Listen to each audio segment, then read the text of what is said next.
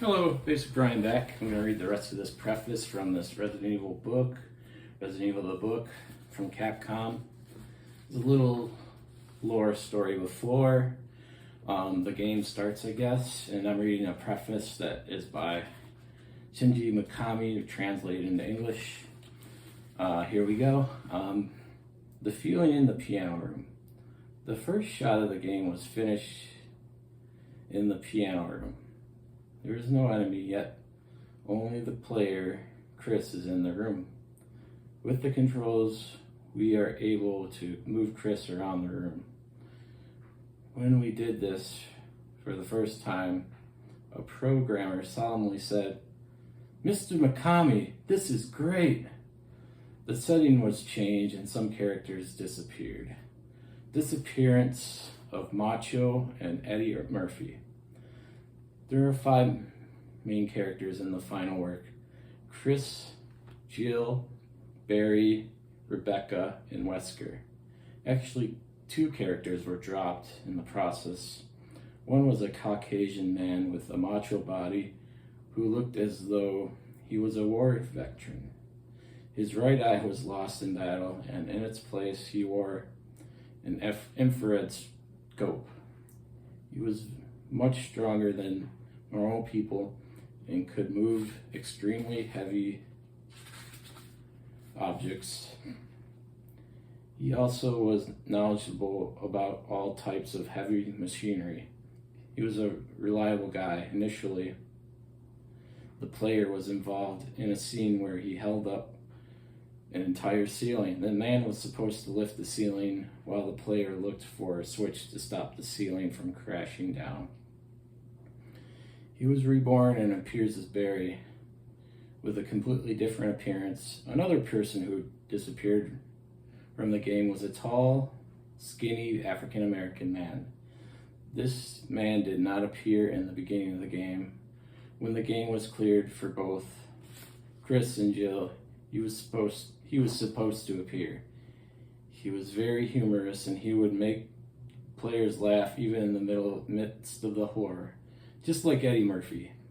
He was planned as an embellished character so that players could continue to play when they got tired of horror. Due to time constraints, we had to give this character up. Trevor's note. There is also something that disappeared in the later stages of the game development. It was Trevor's note. In the planning, it was a guide to prevent against guessing hints in the game and being stuck in a trap. The note was written by the architect, Trevor, of a European-style mansion, and the note included the hints which would help players. The note had another purpose, which was to answer the question, why does this building have so many traps? The note disappeared a month before the completion of the game for 2 reasons. One was that this note might confuse players about the storyline of the game itself. Another was that the contents of the note were not sufficient to persuade players into action. It was my decision not to use Trevor's note. Later, I was given a lot of flack by the staff who were assigned to this part of the project, but this criticism is now an unforgettable good memory for me now. Green blood.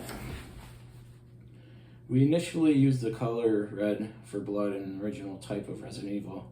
Then we received a liability claim so that we changed the blood color to green. Why green?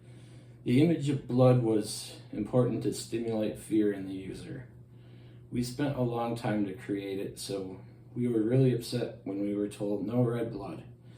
So this is why the claims against us made us so angry. Shoot, we would have to make an even more shocking blood than red blood?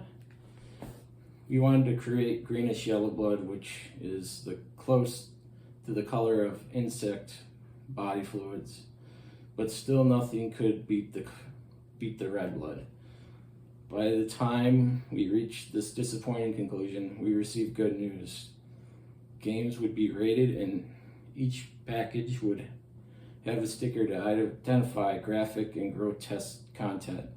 With this system of full disclosure, it was up to the buyer to decide to purchase our gory game.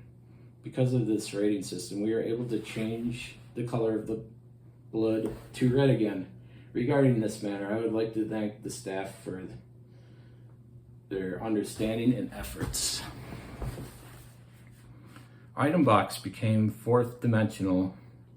The item box was not fourth dimensional mode. All item boxes are connected. In the original plot for Resident Evil, we received bad reviews for content of the item box and the map. Are we going to change the item box? It's tiresome, the staff complained. This was the opinion of the majority of the staff. One small group, which was not familiar with the system of the fourth dimension, commented, "This method is much more fun because it leaves open the option for many different strategies. We realized that the game would be too difficult for the average person to play, so we installed the fourth dimensional. I still prefer the original plan, though," in parentheses. The Wrath of Mr. Okamoto.